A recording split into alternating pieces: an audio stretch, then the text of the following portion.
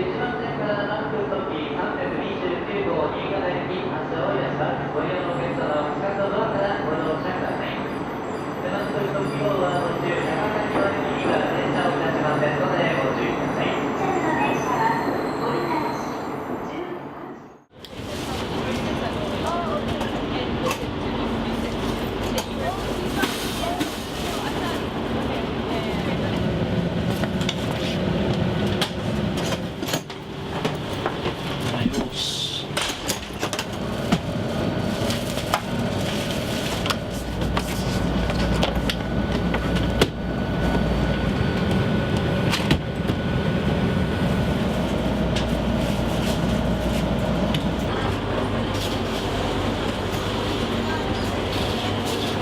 21番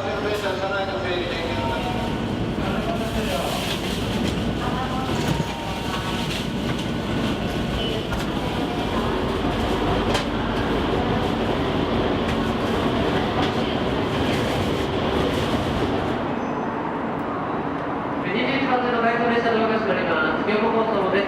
スタジオ1番点検終了です。ドアを閉めてください。